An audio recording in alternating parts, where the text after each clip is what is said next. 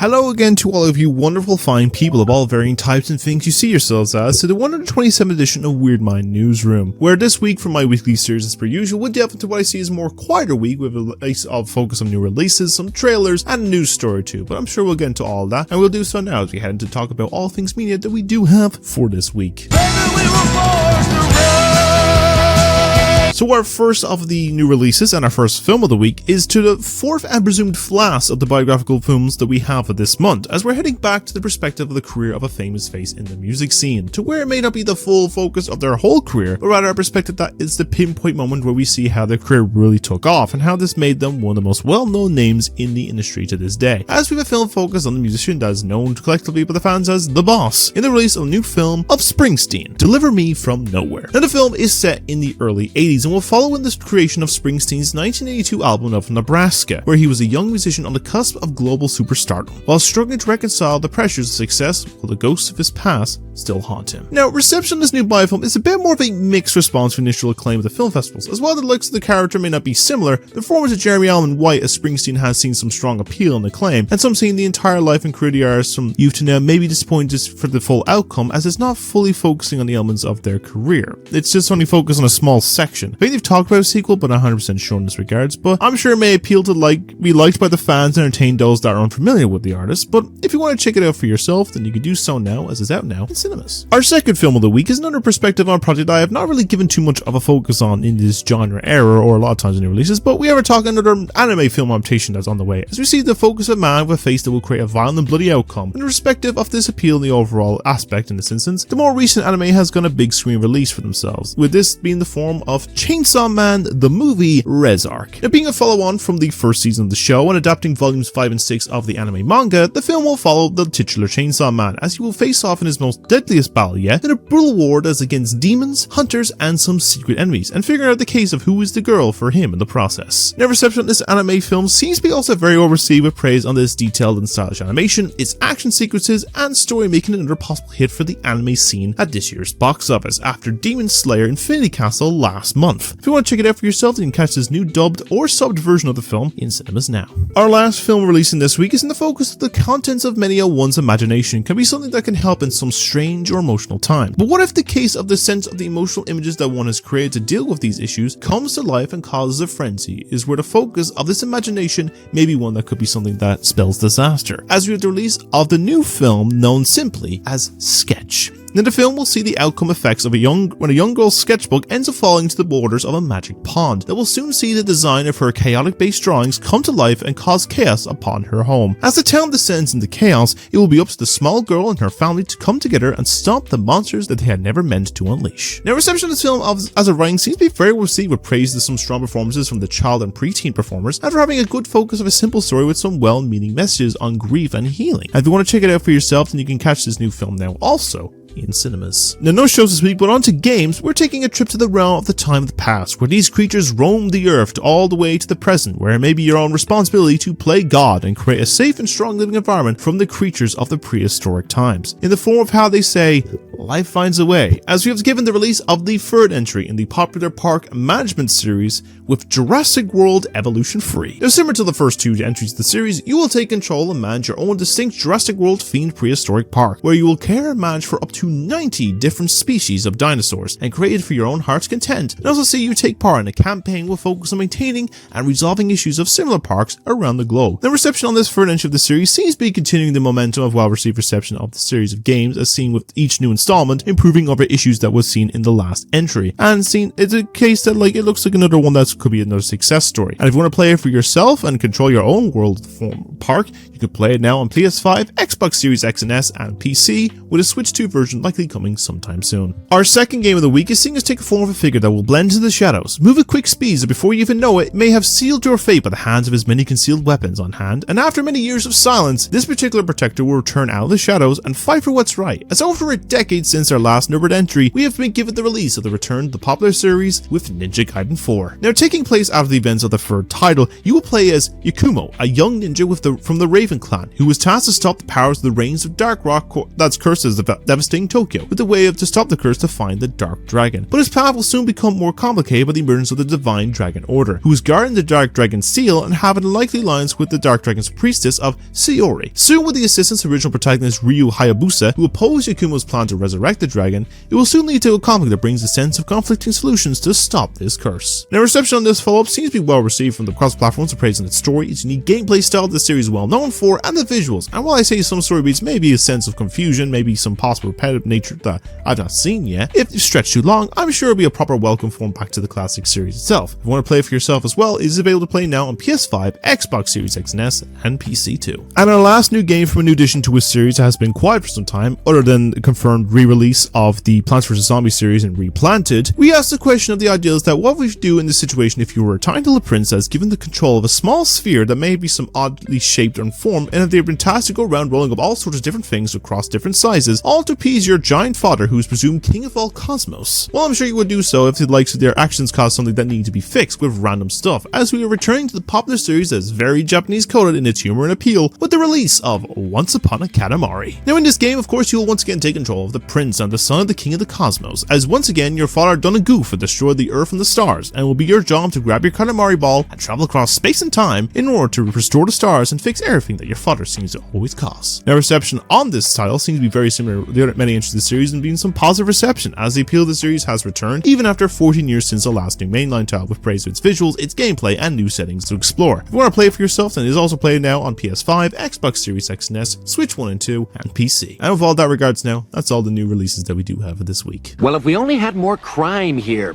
Now initially there wasn't actually any trailers this week that I was seeing, but I did stumble across two. So the first one will need a bit of context, as the film we're talking on here is also named after a film from a while ago back in the 90s. It's also known as one of the worst films ever made, with an iconic quoted scene from that movie. But it's also the case not the same film, it's only in name only, as we're heading back to Norway for this setting of our first trailer, where the effects of a sudden attack or emergence of a strange creature has begun to see the rebuilding of society, but it looks like there was another one on the way, and the other way to stop this creature is to fight back with another of their own, as the release of the trailer for the all-new sequel of this monster film with Troll 2. Now taking place after the original movie, it will follow the original group of Nora, Andreas, Captain Holm, and Captain Chris, who find themselves facing off against a more dangerous troll that has awakened in Norway. They must embark on a perilous mission to find answers in ancient history, gather new allies, and develop new weapons in order to stop the Mega Troll before its path of destruction engulfs the country. It's interesting to think that over the many years of monster-based movies, the likes of Trolls is one piece that don't really seem to get much of a focus outside the fantasy adaptations, things like Harry Potter, Lord of the Rings, Narnia, Bridge to Terabithia, or even of ones that sing and colourful and voiced by Justin Timberlake. But the likes of this scale from that gives a bit of a Monsterverse type movie is always an interesting one. Now, I've heard of the original one from 3 years ago. It's actually decently received by critics and a bit more mixed from audiences, but from the looks of things, this looks like a decent watch, really well done visuals of the giant mythical creature, and I may as well give this a follow-up and the original watch at some point. And it's not too long away as well from this as well either, as the film will be releasing onto Netflix in a little over a month's time on December 1st. And our second trailer this week is giving us a bit more of a focus in the realm of a thriller, a focus on the base of plans and heists and an ideal of projects that I feel timing release of this trailer is very coincidental with the likes of an event that took place a couple of days ago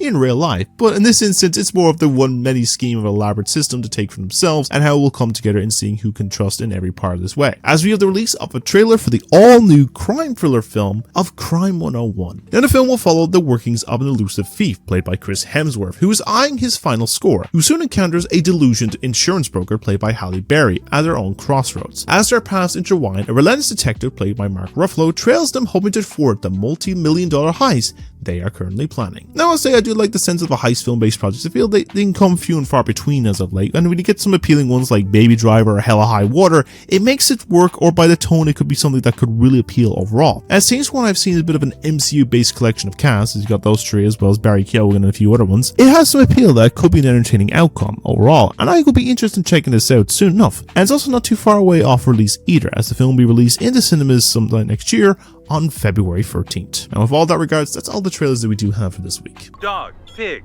dog, pig, dog, pig, pig, loaf of bread. Now, similar in tone to last week, there was not a lot of news stories this week. It's sort of another quiet news week.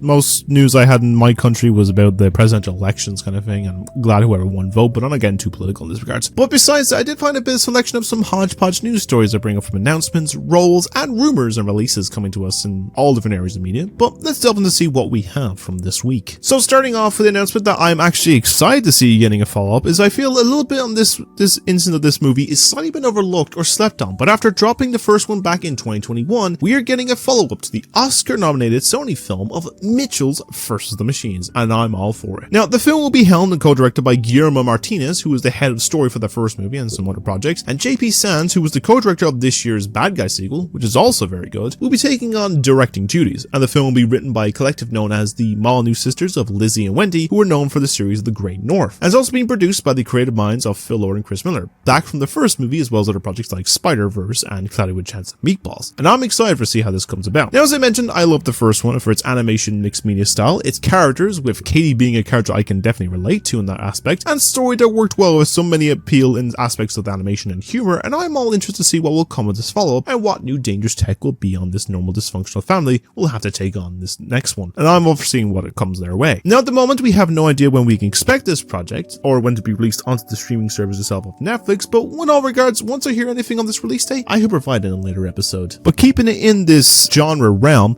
we have a confirmation of another project taking a step into the realm of animation that was, while initially I thought was replacing a plan of a film version, turns out to be both perspectives are still being made, as it was announced that this week we're getting a new animated series crossover with the versions of Transformers with G.I. Joe. Then a series was announced earlier this week and be works with Joe Henderson, who's known for the Lucifer series, who will be the writer and showrunner for this, likely based on a comic line that was done by Invincible creator Robert Kirkman. Now, like the case is that this will be either connected or separate to the confirmed live-action film crossover that was teased at the end of the last live-action one of Rise of the Beast in some form, but I'm sure it'll be interesting to see if the varying types and stories will pull from the comics for each of them, and which members of each team will be likely focus of the stories. I'm sure it will work out as it develops. Now, as at the moment the case, there is no planned release date or when either is expected, as well as a case of which streaming service or network is planning to release and distribute the animated series, but I'm sure a bid will start to come in for the rights, and if anything does change for this as well, I shall provide that in a later episode, of course. Now, this next one is more kind of a rumored report, but this is coming to us from a reliable insider source that's known as Daniel RPK. It has to do with a new edition of the series in general, and it was reported by them earlier this week that they were getting a new film based in the same world as the popular young adult series of The Maze Runner. Now, the supposed new one will not be a continuation of the main series, but that released over the 2010s, but instead will be a separate story with a focus on new characters and setting that may be happening at the same time as the original series. Or,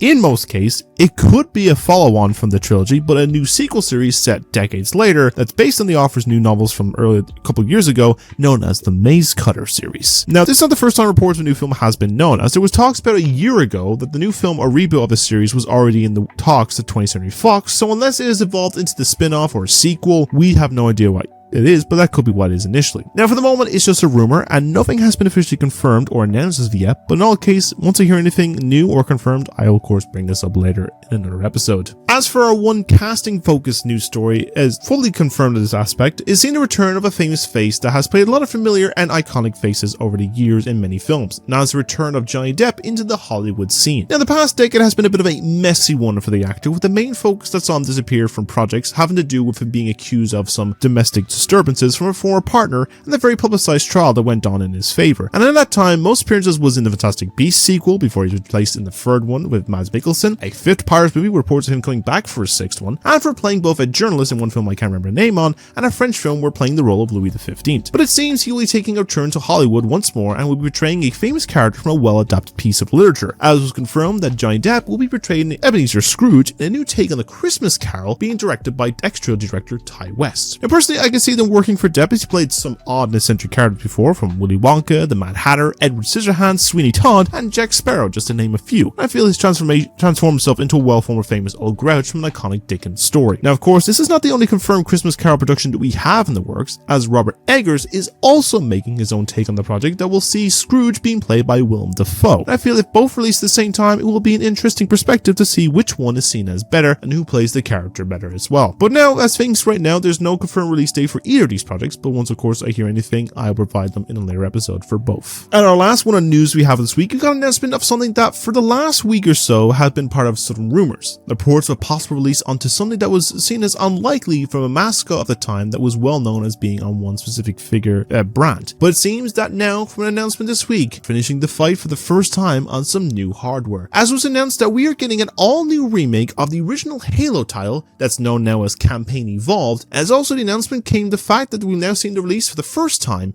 on PlayStation, and likely soon enough on the Switch. Now, this is a major move as for about nearly 25 years now. Halo and the character of Master Chief has been a staple of Microsoft and Xbox hardware. All the likes of the series has seen some better days, with the series seeing more underwhelming appeal from the last two mainline games and the TV adaptation. This may see a case of some diehard Sony fans that saw some appeal with the franchise over the years finally getting a chance to experience this title, and it'll be interesting to compare and contrast from the versions on both consoles. Now, we have to wait a little bit for this release, as it'll be set for some time next year, but I'm sure it'll be well worth trying out with finishing this fight when it does on some new hardware. But what do you make of these stories? Are you excited for a Mitchell's vs. Machines sequel? Will you watch a new Transformers G.I. Joe crossover series? Do you think a spin-off, a reboot, or sequel of Maze Runner will work? Do you see Depp playing a good Scrooge? And will you be trying out the new Halo 1 remake on the PlayStation or other systems? Let me know what you think down below on all these, and with all that, that's all the news that we do have for this week. Daniel Yor. Daniel Yor. And with all that regards now, that ends a sort of quieter week of Weird Mind Newsroom, and I hope you enjoyed listening to my ramblings all the same in that regards. But with that out of the way now, I'm going to delve into some content that's coming up on this channel and what you can look forward to in this regards. So in case reviews wise, I'm probably going to try and maybe get one or two of the short ones done the next day or two and have them this week, so probably maybe get like the If and Civil War ones done. I might add one or two more new ones into the short form ones. Like, I kind of questioned maybe some older ones, like maybe Furiosa or one or two other ones I might do shorts on, but I'll figure it out. Then some long form ones like The Last of Us one I'm going to get back to reviewing on. Same thing with Wicked or other bits and pieces I'm going to try and get done over the next couple of weeks and stuff like that, and just try and at least have a few sort of longer reviews for by Christmas and stuff like that, but we'll see in this regards. So look forward to them, and hopefully try and get some out more in case. I apologize I haven't really done a lot of reviews this year. In this case, I want to do them, I just haven't had the time to. I've been busy. I've been a busy boy, and a lot of stuff has been going on. In that case, then go on to gameplays. So gameplay wise, we finally have DK Bonanza Part 3 finally out. I finally sat my ass down to do a video. It was all a case where nearly I was going to have it straight released out, and then somehow I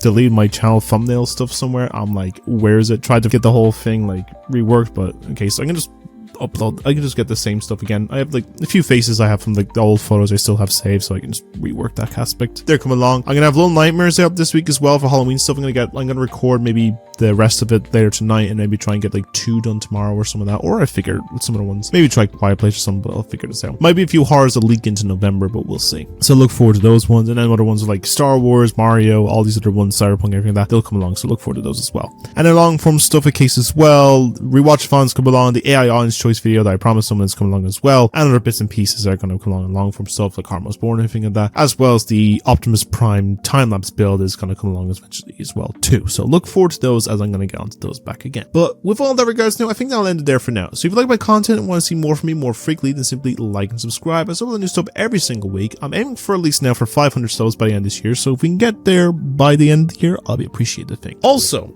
I've got a little bit of an announcement as well. Remember that Pure Crack thing I talked about a couple weeks ago in a special segment? Well, I've been given a case where I've been confirmed as an affiliate from like giving my review and like putting an account thing. So now I have a special promo code, so you can use Sam Harrison to get yourself 10% off for a pack of Pure Crack and stuff like that. And I would recommend getting the drink for yourself. So if you want to do it, you can check the link description below and use my code down below, and you know, get yourself some Pure Crack. But in that regards now, let me know your thoughts on everything that was discussed this week as well, from the new releases, the trailers, and the news stories. In that regards, I want to hear your thoughts on everything. If there's anything that pleased you, or if anything you've seen from this week that you've played or watched, let me know that below. But with that regards now, I'm going to end there for now. So as always, you will stay being wonderful people, have a great day every day, doing many great things, and keeping you because no one else can do what you do. Especially going into these winter months, as, you know, checking on your friends and checking on your loved ones because they may need it more than ever. Anyways, I've been your host, Sam, of course, and I shall see you all in the next one. So take care, and I shall see you later.